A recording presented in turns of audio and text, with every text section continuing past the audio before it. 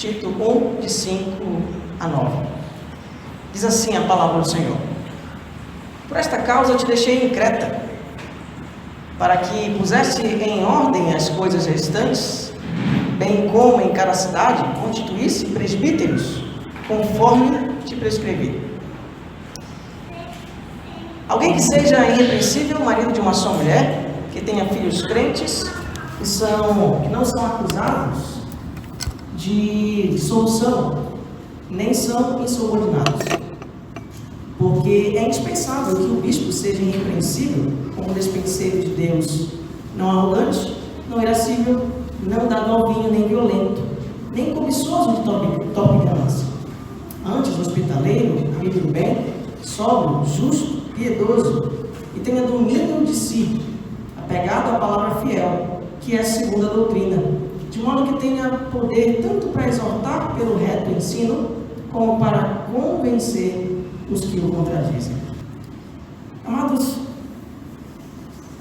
meu pai trabalhou durante muito tempo como marceneiro. E eu lembro ainda que até os meus 17 anos, se não me engano, lá na sala de casa, não era sala, não tinha sofá, era uma oficina. Eu lembro que lá ele levava muitas coisas para fazer, cortar, material para cortar, para lixar, serrar, enfim. Eu sou o terceiro de 3 irmãos. Os 2 mais velhos aprenderam mais do que eu.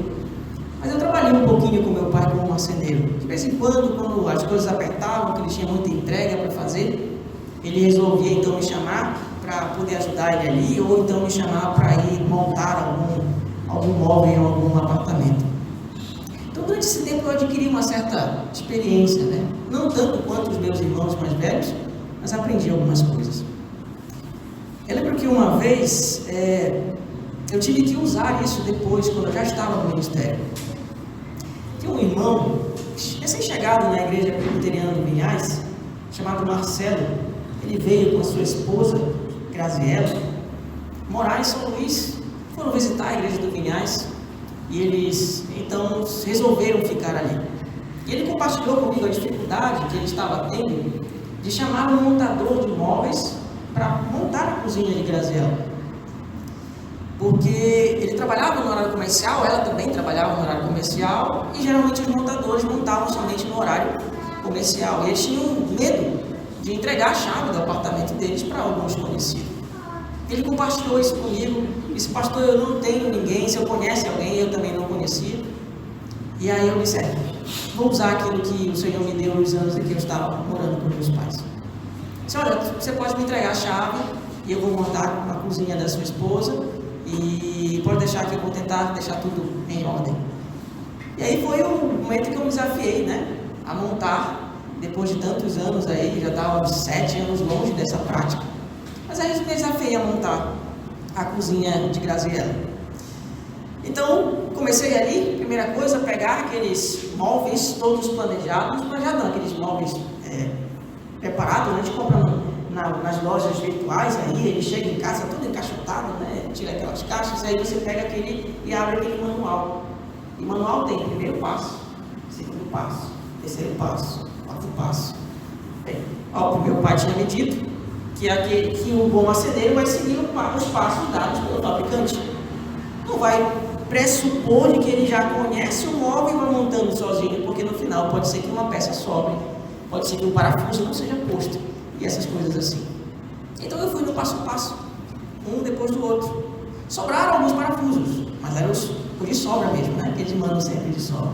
Graças a Deus, Marcelo e Graziela, quando chegaram, estavam lá com a cozinha já montada.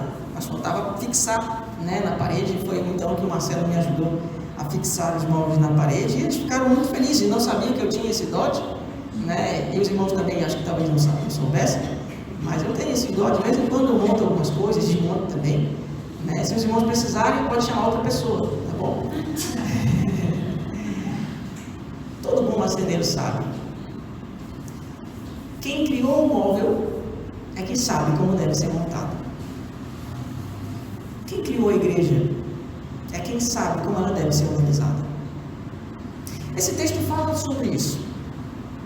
Fala sobre um pastor, o apóstolo Paulo ensinando a um outro pastor jovem a como organizar uma igreja, a como pôr em ordem aquelas coisas que o apóstolo Paulo, depois de ter plantado a igreja, não conseguiu organizar por falta de tempo. Então, Paulo dá umas diretrizes para Tito, para que ele pudesse, então, pôr em ordem as coisas restantes.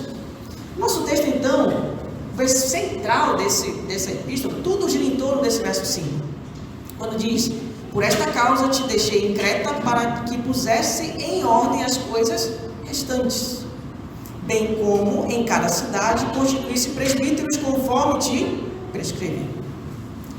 Nós lendo essa carta, nós vamos perceber que Tito tem a incumbência de corrigir uma conduta de vida de uma igreja que estava recente.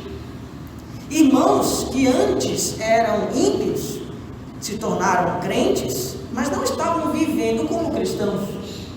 E aí Tito tem o desafio de poder repreender, animar, corrigir, direcionar, para que os irmãos pudessem, então, como Paulo chama nessa carta, pudessem embelezar o Evangelho.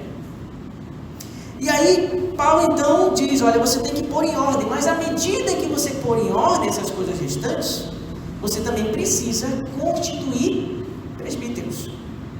Então essa carta gira em torno dessas duas expressões que Paulo usa. Tito deve pôr em ordem o que Paulo não pôde por causa do pouco tempo que teve, e Tito deve constituir presbíteros. E uma coisa está atrelada à outra, porque à medida que Tito estivesse corrigindo a igreja, ele já tinha que estar levantando, olhando, percebendo quem poderia ser presbítero, porque depois Tito vai embora. E quem vai ficar na igreja? Os presbíteros.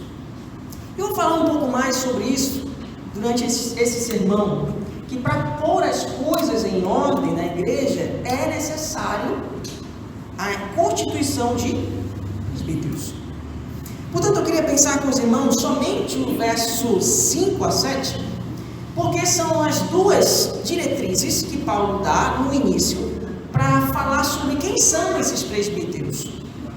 Paulo faz isso do verso 5 ao 9. São basicamente três coisas. O presbítero deve ter uma vida exemplar em sua família. E Paulo vai dizer que ele deve amar a sua esposa, deve ser marido de uma só mulher e deve governar bem os seus filhos. Deve também ter uma boa conduta, um bom testemunho das pessoas de fora. Ele não pode ser uma pessoa que vive servindo de escândalo para os vizinhos, para os ímpios. E ele também deve ser uma pessoa apegada à palavra fiel. Essas três coisas Tito fala do verso 5 a 9. Mas, como tem muitas informações, eu resolvi dividir essa meditação nossa. E hoje vamos estudar somente o verso 5 até ao verso 7 a parte A. Mas não vamos conseguir estudar tudo porque são muitas coisas. Mas eu quero pensar com vocês sobre o seguinte tema. Se você não sabe, nós viemos estudando aqui sobre um tema nessa carta. E o tema é: como Deus reforma a sua igreja. Em primeiro lugar, capítulo 1 de Tito, ele reforma a sua igreja, constituindo bons presbíteros, uma boa liderança. E aí, então, no capítulo 1, nós vamos ver quem é essa boa liderança e o que ela faz, certo? Nesse ponto aqui, nós podemos ver que uma boa liderança é constituída por verdadeiros presbíteros. Isso, verso 5 até o verso 7. E quem são os verdadeiros presbíteros? Eu quero pensar com vocês em três momentos, mas hoje vamos meditar somente no primeiro. Verdadeiros presbíteros são estabelecidos pela palavra. Verdadeiros presbíteros são fiéis à esposa. E verdadeiros presbíteros educam bem seus filhos. Três coisas. Mas hoje vamos meditar somente na primeira. Verdadeiros líderes são presbíteros estabelecidos pela palavra. Olha o verso 5, o que Paulo fala para nós. E eu quero explicar algumas coisas para que possamos então entender o que Paulo nos diz aqui. Deixei na cidade você, Tito, para que você constituísse presbíteros. Veja, irmãos, verdadeiros presbíteros são pessoas, são líderes que não lideram exclusivamente, unilateralmente. Paulo está desafiando Tito a constituir em uma igreja presbíteros no plural. Não um presbítero, mas pelo menos, no mínimo, 2. Isso é interessante, irmãos, porque essa é uma das razões pelas quais nós presbiterianos somos chamados de presbiterianos. Porque o nosso governo vem a partir de presbíteros. Mas vejam, não é um presbítero, é mais de um. Dependendo do tamanho da igreja, podem ser 10, 15, 20, não sei quantas pessoas tem na igreja. À medida em que a igreja cresce, é necessário que haja um aumento de presbíteros. Eu vou falar um pouquinho sobre isso, dessa necessidade. Mas o que Paulo está deixando claro para Tito aqui, é que a liderança da igreja é exercida por um grupo de pessoas, e não por uma pessoa. Em cada cidade que Tito fosse, e aqui em Creta, ele deveria constituir presbíteros. Olha em Atos capítulo 20, verso 17. Lá, Paulo mandou chamar os presbíteros de uma só igreja, para dar algumas últimas recomendações, antes de seguir a sua viagem missionária. Em Atos capítulo 20, verso 17, o texto diz: de Mileto, que é uma cidade, Paulo mandou a Éfeso chamar os presbíteros. Veja, Paulo está em Mileto, e como ele não tinha condições naquele momento de ir até Éfeso, ele pediu então que fossem chamar os presbíteros da igreja de Éfeso para conversar com ele. E aí então ele conversa com esses irmãos. Em Atos capítulo 11, verso 30, nós vamos ver também que a liderança da igreja de Jerusalém também é constituída por presbíteros no plural. Os discípulos, o texto diz, os discípulos, cada um conforme as suas posses, resolveram enviar socorro aos irmãos que moravam na Judéia. O que eles, com efeito, fizeram, enviando aos presbíteros por intermédio de Barnabé e Saulo. Então veja só, Éfeso, Creta e Jerusalém. 3 igrejas, e em cada igreja não há um presbítero, há mais de um. É lógico, no plural tem que ser no mínimo 2, a partir de 2. Interessante isso também, irmãos, porque se você não sabe, uma igreja presbiteriana só pode ser organizada com no mínimo 3 presbíteros, 2 regentes, eu vou falar sobre isso depois, e um docente, o pastor e mais 2 presbíteros. Por que não com 2 presbíteros somente? Porque imagina só, numa decisão, um fala eu quero A e o outro diz eu quero B. E agora? Cara ou coroa? Não, não dá. Por isso 3, pastor e no mínimo 2 presbíteros, para que os 3 tomem as decisões da igreja. Uma coisa eu quero deixar muito clara, irmãos: o governo da igreja não pode ser episcopal. O governo da igreja, estabelecido por Deus, tem que ser plural. Ele precisa ser formado por um colégio, por um grupo de pessoas. Essa semana, irmãos, aconteceu algo inusitado um pouco no meu condomínio. A Lia tem uma amiguinha que de vez em quando vai brincar com ela lá no condomínio. E ela foi, mas elas resolveram então brincar um pouquinho em cima, mas resolveram descer para brincar lá no condomínio. É uma área boa para elas brincarem, elas brincam com tranquilidade. Não demorou uns 5 minutos depois de elas descerem, ou 10 minutos mais ou menos, eu desci. Quando eu desci, eu vi a amiguinha de Thalia sentada no meio fio, com o joelho ensanguentado, respirando fundo mesmo. Estava branca, bichinha, branca, pálida, né? Assustada. E aí eu perguntei: o que foi, Helena? O que foi? E ela dizendo, eu caí, tio, eu caí. Eu disse, você ralou só o joelho? Eu disse, não, eu bati meu braço também. Ela estava segurando o braço. E eu fiquei com medo naquela hora. Confesso a vocês que eu gelei nessa hora. Quando ela falou que ela estava segurando o braço, eu gelei. E aí eu lembro que eu disse, eu posso ver o seu braço? Deixa eu ver o seu braço. Deixa eu segurar. Eu segurei.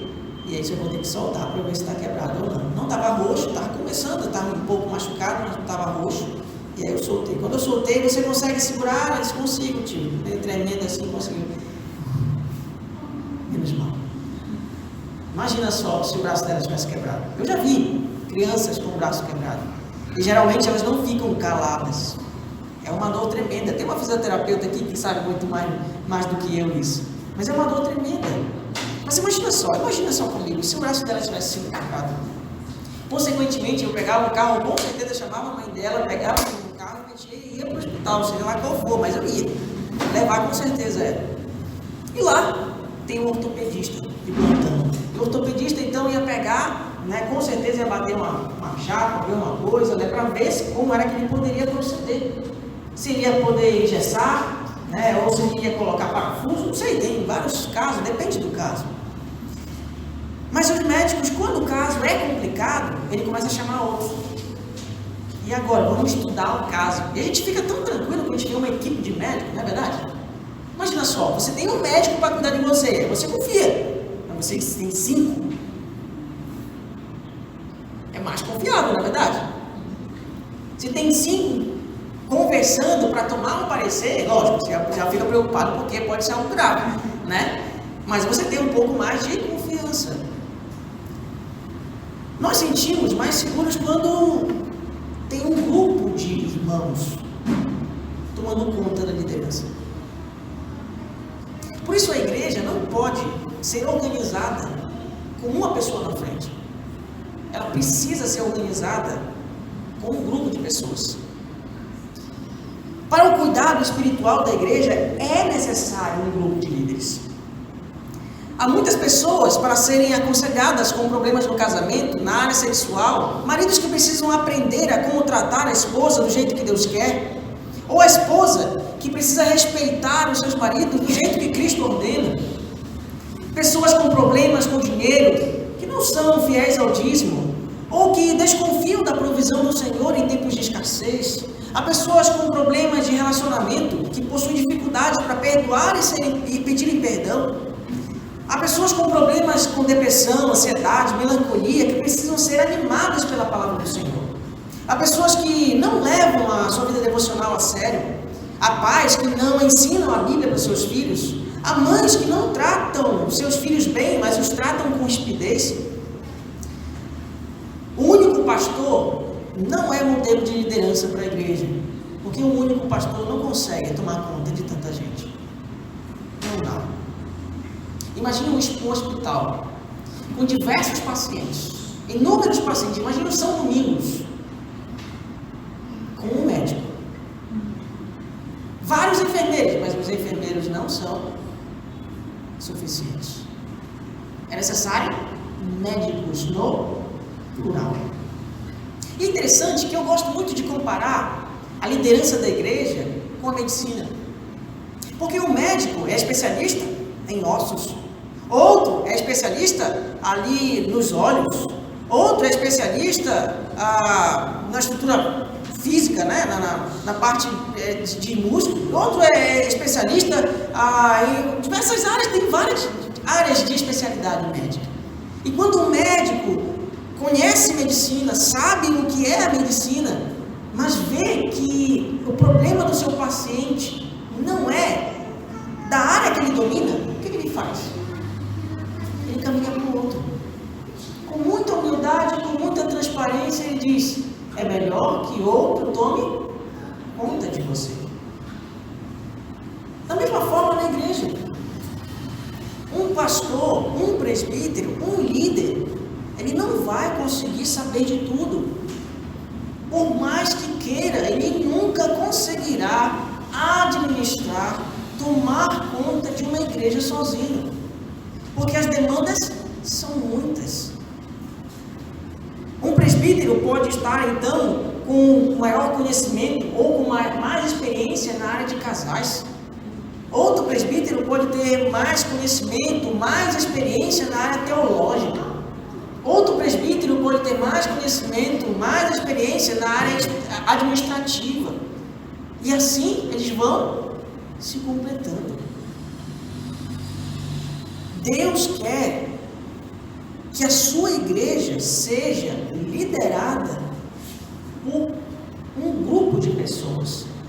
Há uma série de benefícios quando uma igreja segue um pastoreio de uma igreja realizado por um grupo de presbíteros. Há uma multiplicidade de homens dotados para compartilhar entre si o peso da carga pastoral, para um ensino em diferentes áreas, para serem responsáveis uns pelos outros, para manterem uma liderança estável durante tempos de mudança, para animarem uns aos outros durante períodos difíceis e para funcionarem melhor em época de diferentes, mais intensas dificuldades. É necessário, presbíteros, e quando temos um grupo, essas coisas se tornam mais fáceis. Não pensemos que precisamos da figura de um único pastor, mas é essa figura que nós temos na mente. Quem é o pastor da igreja? Cristo.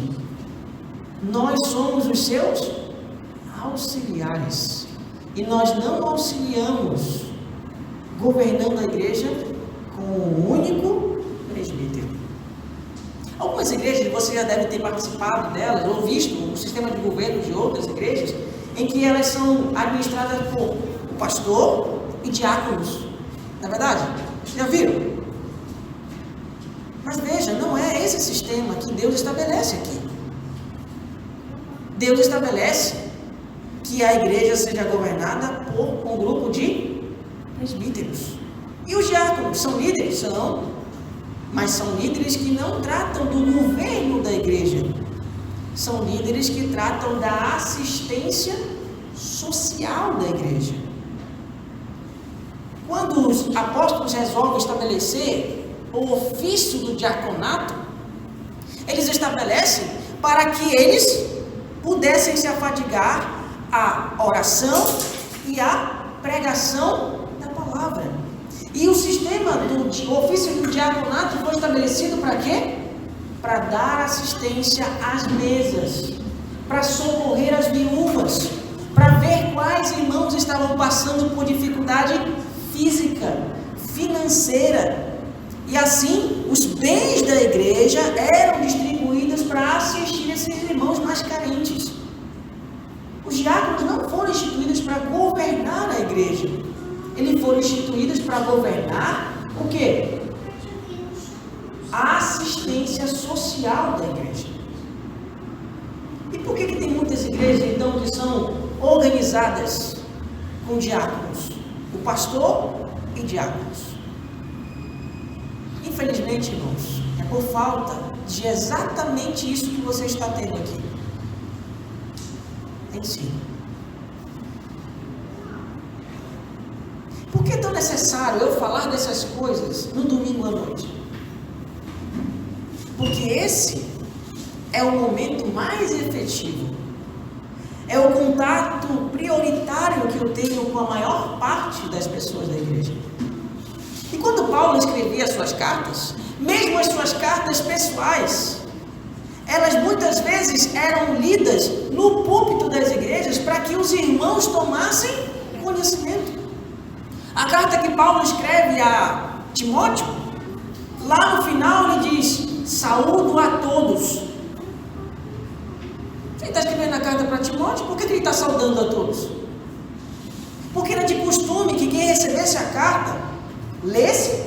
É para Timóteo. Timóteo lia. Irmãos, tem uma recomendação do apóstolo Paulo aqui, ele escreveu, tentando nos ajudar a resolver alguns problemas. Eu vou ler a carta. E se lia a carta. A mesma coisa de Tito. A carta do apóstolo Paulo iria dar respaldo para que Tito pudesse então tomar essas decisões e tomar essa iniciativa. Por isso é tão necessário falarmos dessas coisas, porque o apóstolo Paulo falava dessas coisas abertamente através de suas cartas. precisamos entender, irmãos, uma liderança que é instituída por Deus é uma liderança plural. Um grupo de irmãos. Não um pastor, mas um grupo de irmãos. Talvez algum de vocês estejam me perguntando, pastor, mas os presbíteros não são pastores. Até onde sabemos, presbítero é um tipo de líder e o pastor é outro tipo de líder. O pastor pastoreia, os presbíteros administram a igreja, não é isso? Vocês devem ter ouvido falar sobre isso. Esse tipo de pergunta eu prefiro fazer com que Paulo responda. O próprio Paulo vai responder. Isso nos leva então à nossa segunda lição de hoje. A lição é a seguinte: bons líderes são verdadeiros presbíteros, estabelecidos pela palavra, quando exercem uma liderança pastoral. Em primeiro lugar, eles exercem uma liderança plural. Segundo, pastoral. Olha o que diz o verso 5, perdão. Paulo diz lá, constituir-se presbíteros, conforme te prescrevi. E ele começa a dar algumas recomendações no verso 6 sobre quem são esses presbíteros. Mas olha o verso 7. Porque veja, você vai constituir presbítero que ame sua esposa e eduque seus filhos. E no verso 7 ele justifica porque é indispensável que está escrito como na sua tradução? Bispo. E outras traduções, episcopo, é a mesma coisa. Mas não é a mesma palavra. Presbítero e bispo. Presbítero dá a entender alguém que é experiente na vida cristã. Não necessariamente alguém que seja ancião, que tenha muitos anos, não. Mas alguém que já tenha experiência na vida cristã. E a palavra bispo é o que ele faz. De um lado, quem ele é, e de outro, o que ele faz. Quem ele é? Uma pessoa experiente na vida cristã. Ele não é perfeito, não estou falando de perfeição, mas ele é experiente. É alguém que caminha com a vida cristã de uma forma constante, que tem problemas, mas continua perseverando. Alguém experiente. E o que ele faz? O que ele faz é estabelecido ou explicado pela palavra bispo. A palavra bispo significa supervisor, que denota a responsabilidade de exercer uma supervisão sobre alguém. Você já encontraram supervisor em alguma empresa? Eu não tenho supervisor. No Mateus tem vários. E como tem supervisor no Mateus, né? Tem vários supervisores. Qualquer empresa tem supervisor. Supervisor é aquele tipo de fiscal, né? Tá aí, as pessoas estão trabalhando, ele está assim, fiscalizando, né? É mais ou menos isso mesmo. Só que essa palavra, bispo, ela tem uma origem de supervisionar a partir de uma atividade. Que atividade? Visitação. Era necessário, para supervisionar alguém, era necessário ir até esse alguém. Visitar. A origem da palavra bispo surge com a ação de visitação. Veja, Paulo não está escolhendo palavras aleatórias para falar sobre a liderança. Ele está descrevendo que um presbítero é alguém maduro e alguém que visita. Essa é uma das facetas, uma das partes do ministério pastoral.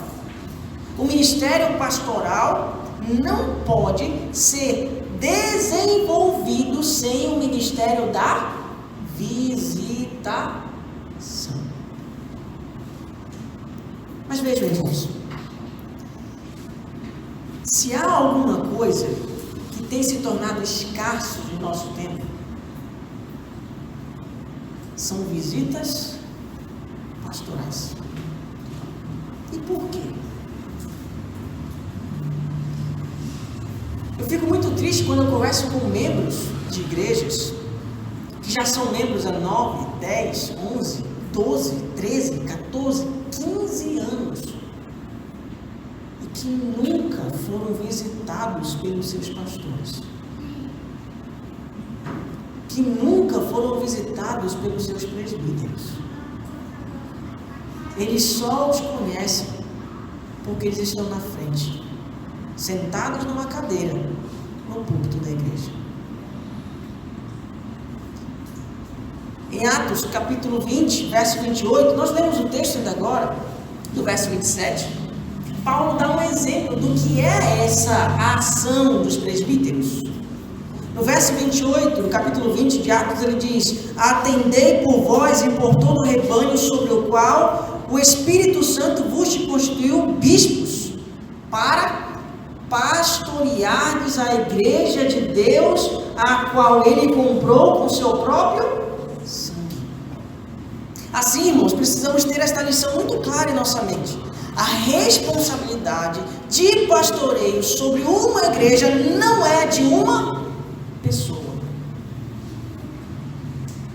é dos seus presbíteros. O pastoreio de uma igreja não pode ser exercido por uma pessoa, mas por um grupo de pessoas. Amados irmãos, eu estava lendo recentemente um livro sobre esse tema, visitação pastoral. E eu tentando entender por que isso é tão escasso no nosso tempo hoje. Algumas coisas aconteceram na história da igreja, eu preciso falar dessas coisas para que você entenda o nosso tempo. Durante muito tempo, a Igreja Católica desenvolveu o ministério sacerdotal, vamos dizer assim. Se desenvolveu aí a partir do 4º, 5º século, um ministério sacerdotal, onde tem o padre, o Papa, que vai lá, faz a paróquia, as pessoas vêm, ele faz a missa, elas vão embora e acabou. Quando chega a Reforma Protestante, lá no século XVI, o que acontece? Quando chega a Reforma Protestante, os reformadores começam a ter contato com a Escritura e perceber isso. Olha, a igreja não deve ser liderada por sacerdotes. Eles não são sacrossantos. Ela deve ser administrada por homens crentes.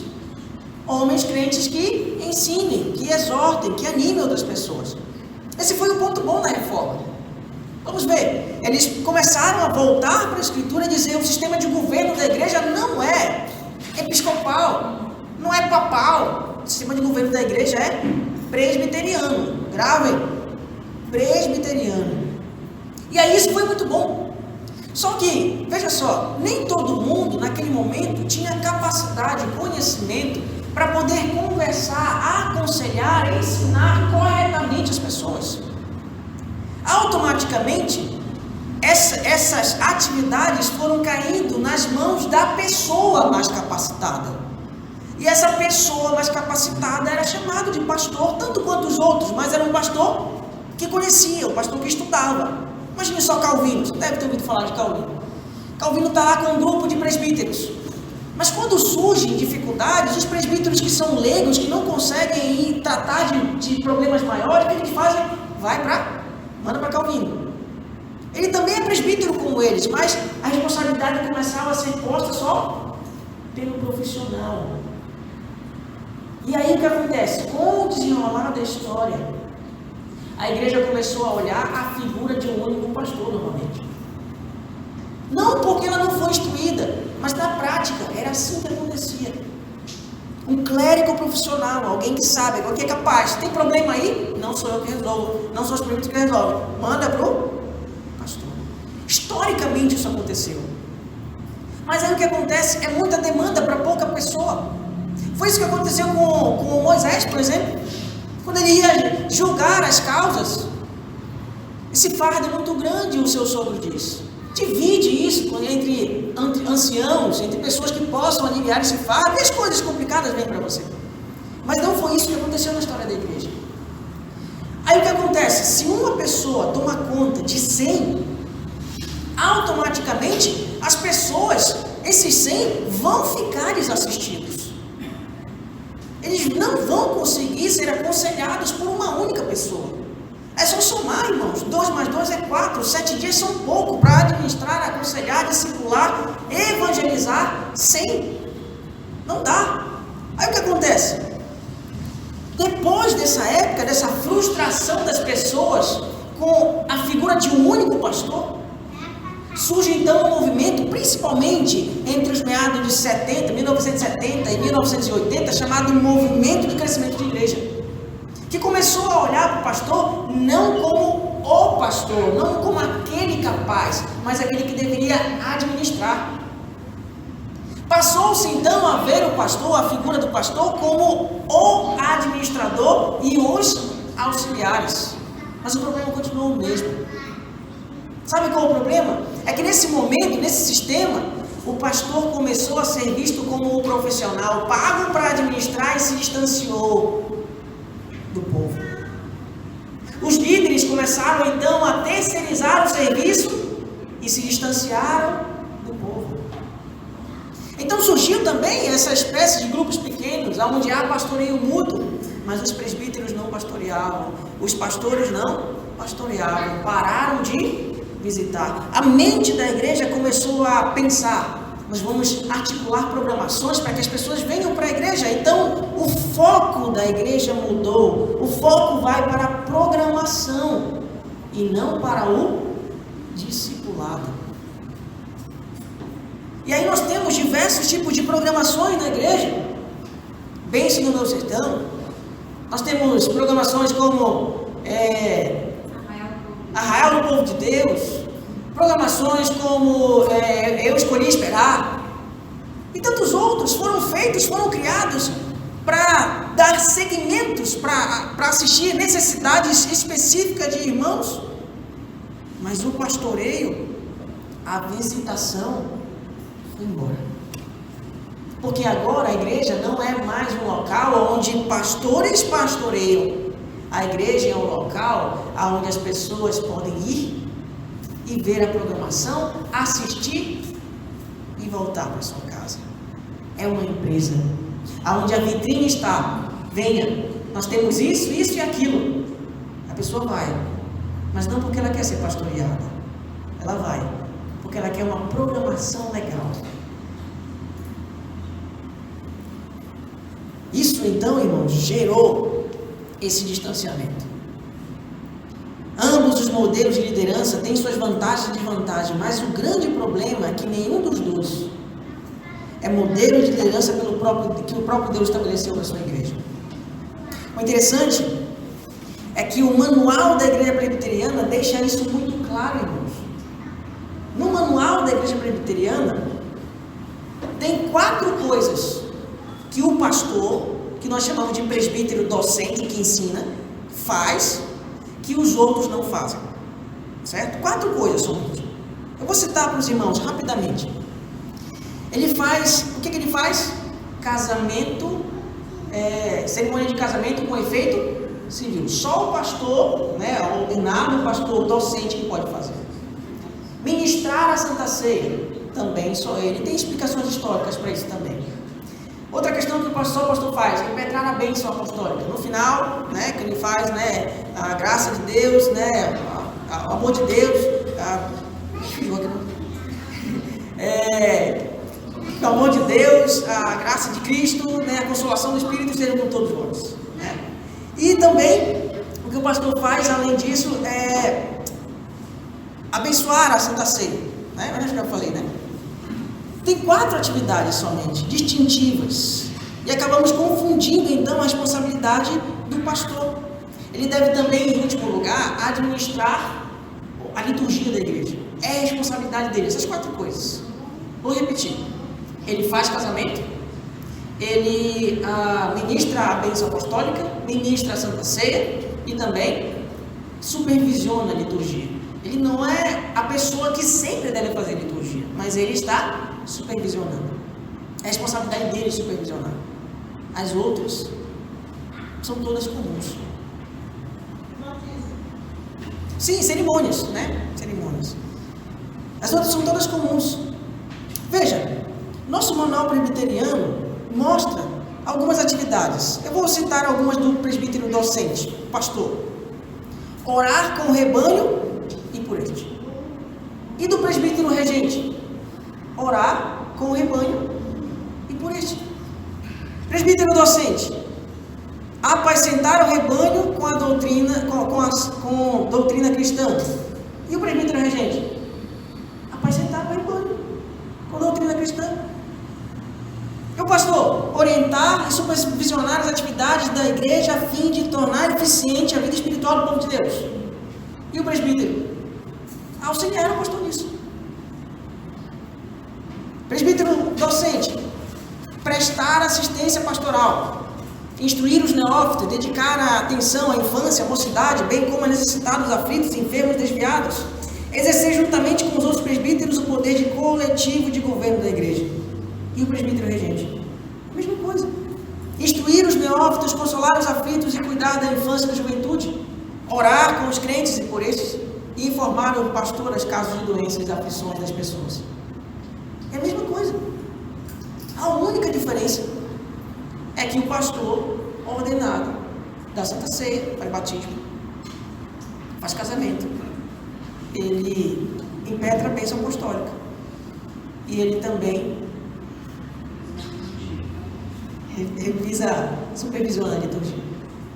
O resto é tudo igual. Porque o manual presbiteriano, irmãos, está fundamentado nas Escrituras. Irmãos, eu não estou na igreja presbiteriana porque eu acho ela a melhor. Mas eu não conheço uma igreja que estude melhor a palavra do que a presbiteriana. Eu não conheço. Eu e minha esposa tivemos essa experiência. Minha esposa já passou por 4 denominações. E quando nós chegamos na presbiteriana, diz: daqui eu não saio, daqui ninguém. Mentira. Porque se é a palavra de Deus que nos alimenta, que nos orienta, que nos direciona, que nos converte, que nos restaura, que nos transforma, então não dá para ir para outra denominação. Não estou dizendo que as outras são ruins e nós somos os melhores. Não. Eu estou dizendo que se há uma igreja séria na instrução da palavra de Deus, uma dessas igrejas eu posso chamar a Igreja Presbiteriana do Brasil. Louva a Deus por isso. Tanto na Escritura quanto no manual presbiteriano é muito claro que a função do pastor, a prerrogativa dos presbíteros, docentes e regentes são as mesmas. Mas por que isso nem sempre acontece, irmãos? Esse é um porquê. Você já deve ter participado de igreja presbiteriana onde só o pastor visita, aonde só ele discipula, aonde só ele faz grupos, onde só ele faz as programações. Por que isso acontece? Tem vários motivos. Eu vou citar apenas alguns aqui. Algumas igrejas não possuem um grupo de pastores presbíteros porque não interpretam corretamente a Escritura. Em segundo lugar, por causa da influência da cultura evangélica, da figura de um pastor que está em voga no nosso tempo. Em terceiro lugar, a crescente tendência da nossa cultura secular de ver a igreja como uma empresa, onde o pastor é o funcionário que faz as coisas e os presbíteros são os patrões que dão as ordens. Em quarto lugar, a negligência por parte dos presbíteros regentes em não assumirem o pastorado juntamente com o pastor docente. E em último lugar, e eu penso que esse é o principal, a falta de aprendizado ou a falta do ensino do pastor docente para a igreja. Porque a falha é em ele ensinar isso para os presbíteros e para a igreja. Gera todos esses outros problemas. Amados irmãos, semana passada, no sábado da semana passada, um grande amigo, o reverendo Leonel, foi presbítero regente durante 37 anos. Ele foi ordenado a pastor no último sábado da semana passada. Ele foi desafiado pela igreja presbiteriana no Cruzeiro do Anil, depois de uma vida de presbiterato, a ajudar uma igreja que estava passando por problemas, a igreja do João de Deus. Ele foi lá ajudar os irmãos durante um ano. Olha, irmãos, vamos tentar organizar as coisas aqui. E ele foi. Começou então a fazer o que ele já fazia: visitar, tentar administrar, fazer reuniões. Já fazia isso na igreja do Anil. A igreja começou então a dizer assim: não, ele está pastoreando, vamos convidá-lo para ser o nosso pastor. Não, mas ele é presbítero, ele não é pastor. E o que aconteceu? A própria igreja pediu a ordenação dele. E aí, esse processo foi o presbitério então deu algumas recomendações: olha, tu tem que estudar isso, estudar aquilo, fazer essa cadeira, fazer aquela. E ele foi e fez. E em janeiro, agora, na nossa última reunião do presbitério, ele foi ordenado. Talvez algumas pessoas digam assim, pastor, mas ele é uma exceção. Infelizmente é. Mas não deveria ser. Infelizmente, nosso irmão e agora reverendo Leonel é uma exceção. Para os padrões estabelecidos por Deus, Leonel é mais um de dentre inúmeros presbíteros, irmãos, que aconselham, que ligam, que visitam, que administram, que oram, que pastoreiam, como Deus quer que isso aconteça. Amados irmãos, a palavra de Deus vem ajustar as coisas. Imagina Tito chegando numa igreja e lendo essa carta. Olha, vamos ter que conversar com alguns líderes que estão na igreja. E esses líderes não estão pastoreando. Como os líderes que estavam lá iriam se sentir? Envergonhados, talvez. Mas com certeza, se o temor de Deus estivesse aqui, eles diriam, se é assim que Deus quer, então é assim que vai ser. Quem são esses presbíteros, irmãos? Todas as pessoas podem se tornar presbíteros.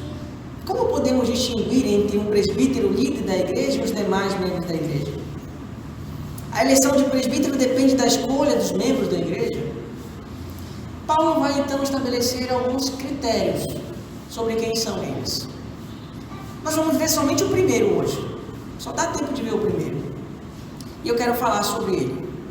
O nosso próximo lição, próximo aprendizado é que bons líderes são verdadeiros presbíteros estabelecidos pela palavra quando exercem uma liderança masculina. Homens na frente da igreja. É necessário fazer um destaque, irmãos, aqui. Veja o verso 6, por exemplo. Olha o verso 6. Alguém que seja irrepreensível, marido de uma só mulher. Não é esposa de uma só mulher, irmãos. É engraçado, mas eu preciso frisar isso hoje. Não é esposa de uma única mulher, ou o marido de um único homem. É o marido de uma única mulher. Há muitas interpretações em relação ao que seria o marido de uma só mulher, e eu vou deixar isso para depois. Tá bom? Nosso próximo sermão vai falar sobre isso. Mas aqui, o que eu quero destacar com você é que Paulo recomenda que a liderança da igreja seja exercida por homens e não por mulheres. Mas pastor, não pode. Na nossa época, as mulheres já assumiram, já tem o movimento. Isso é voltar atrás, pastor. Isso é perder de vista a nossa época, a nossa cultura. Algumas objeções, irmãos, têm surgido contra esta verdade da Escritura que afirma que a liderança é exclusiva dos homens. Devido ao pensamento feminista da nossa época, algumas pessoas têm argumentado que Paulo estava numa cultura machista e por isso deu tal recomendação para Tito. Essa é uma forma de discordar, não de Paulo, mas de Cristo. Quem enviou a Paulo? Nós vimos nos sermões anteriores. Paulo, apóstolo de Cristo. Discordar de Paulo é discordar de Cristo, porque ele só traz a mensagem, ele não cria a mensagem. Mas veja, mesmo assim, uma liderança de muitas igrejas que, mesmo sabendo dessa verdade, tem afirmado que nos nossos tempos mudaram e que a igreja deve se adequar à cultura vigente da nossa época. Numa determinada denominação tradicional e histórica no nosso país, ordenou o pastorado feminino de uma mulher de 44 anos, no ano de 2014. De acordo com a pastora ordenada, ela diz: nós temos uma cultura muito machista ainda, mas isso tem melhorado. De acordo com o diretor executivo da época dessa denominação, que presidiu essa reunião, ele disse que tal denominação tinha a tradição de quebrar paradigmas e mudar conceitos. Algumas pessoas, adeptas da ordenação feminina, usam um texto de Gálatas, quando Paulo escreve dizendo: os que defendem a ordenação, Paulo escreve dizendo: não há judeu nem grego, nem servo nem livre, não há macho nem fêmea, porque todos sois um em Cristo. Usando esse texto, diz, está vendo? Então na igreja de Cristo não há diferença entre homem e mulher. Só que quando Paulo usa esse texto, está falando sobre salvação. Ele não está falando sobre governo de igreja. Mas deixa-me dar apenas um argumento só em relação ao ministério pastoral exclusivo para homens. A liderança masculina foi estabelecida por Deus antes mesmo de começar qualquer indício de diversidade cultural. No Éden, Deus estabeleceu a liderança masculina antes da queda. Deus disse: homem, falhei uma auxiliadora. Mas veja, antes da queda, Deus diz que esse sistema onde o homem governa e a mulher auxilia era muito bom. Talvez você esteja me perguntando na sua mente: mas pastor, isso não é sobre a família? Não é sobre a igreja, é sobre a família, é verdade. Mas é esse texto que Paulo usa para falar do governo da igreja quando escreve a sua carta a Timóteo. Lá em 1 Timóteo, capítulo 2, verso 11 a 13, ele diz: a mulher aprende em silêncio, com toda submissão, e não permito que a mulher ensine, nem que exerça autoridade de homem. Esteja, porém, em silêncio, porque primeiro foi criado Adão e depois Eva. Não estou dizendo que as mulheres não podem falar no culto, não é isso. A ideia de Paulo é: ela não exerça a autoridade do homem. E a execução da autoridade do homem, nesse contexto, é o ensino da palavra. É a responsabilidade pelo ensino da palavra. Não estou falando que a mulher não pode ensinar na igreja. Pode. Mas ela não pode ser a responsável pelo ensino. O que seria de nossas igrejas se as nossas mulheres, se as nossas irmãs não desenvolvessem aquilo que elas já desenvolvem? O ensino com crianças, com adolescentes, com jovens é muito bem desenvolvido pelas nossas irmãs. Elas podem fazer isso, não tem problema. Mas quem são os responsáveis pela doutrina? Os presbíteros. Se as irmãs começam a ensinar alguma coisa que esteja distante da Escritura, é responsabilidade dos presbíteros chegarem e dizer: olha, irmã, é esse ponto, vamos esclarecer um instantinho. Deus não diz isso aqui, ele diz isso aqui, aqui e aqui. A correção, a direção, são eles que dão. Lá no capítulo 3 de 1 Timóteo, verso 1 e 2, que é o verso seguinte ao texto que eu li, Paulo dá diretrizes para falar de liderança. As características dos líderes da igreja. Ele diz que eles sejam aptos para ensinar. Veja, ele diz: não permito que a mulher ensine. Por quê? Porque os homens presbíteros, eles devem ser aptos para ensinar. Isso significa, irmãos, que a liderança da igreja deve ser exercida por homens. Isso não significa que as mulheres não têm importância ou não têm espaço na igreja presbiteriana. Tem, todas elas têm. Mas a responsabilidade pelo ensino são dos homens. Mas deixa eu encerrar, irmãos, com algumas implicações disso. A verdade de que o ensino, ou a responsabilidade do ensino, a liderança da igreja é dos homens, tem algumas implicações. Em primeiro lugar, uma das implicações desse princípio deixa claro que as mulheres não podem ser presbíteras na igreja. Em segundo lugar, outra implicação é que as mulheres não podem ser pastoras. Em terceiro lugar, outra implicação clara desse princípio é que o ministério de presbítero ou de pastor não pode usar o argumento da utilidade para sua validação. Porque esse é o argumento que muitas denominações usam. Ele diz: mulheres têm pastoreado melhor do que os homens. Não, irmãos. Não é a utilidade, a praticidade, os números, os efeitos, o sucesso, que vai determinar se uma ordenação é aprovada ou reprovada por Deus. O que vai determinar É o que a palavra de Deus diz. E a palavra de Deus mostra que o governo da igreja, o pastoreio da igreja, deve ser desenvolvido pelos homens. Porque Deus criou o homem para ser líder e a mulher para ser auxiliar na família e na igreja.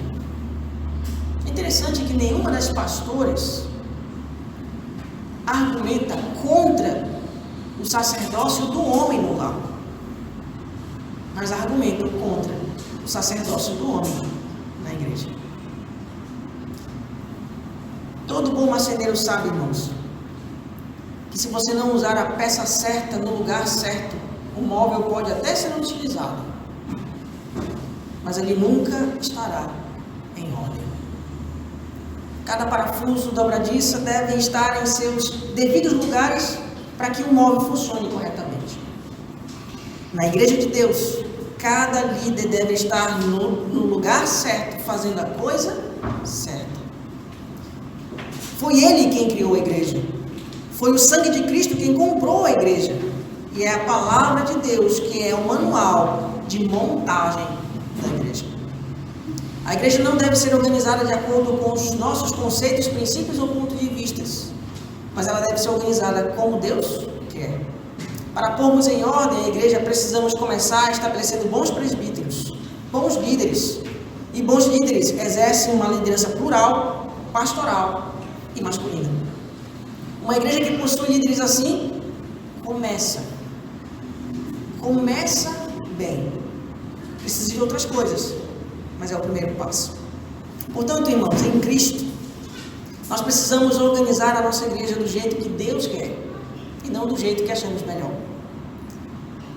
E é Ele quer que nós tenhamos pastores, presbíteros, que nós sejamos pastoreados por um grupo de pessoas, um grupo de homens cristãos maduros que estejam dispostos a abrir mão de parte do seu tempo para cuidar de pessoas que foram compradas por Cristo. Todos nós precisamos orar, irmãos. Orar para termos presbíteros que visitem, que orientem, que aconselhem, que pastoreiem juntos. Assim, Deus é glorificado e as coisas na igreja são postas em ordem. Vamos orar.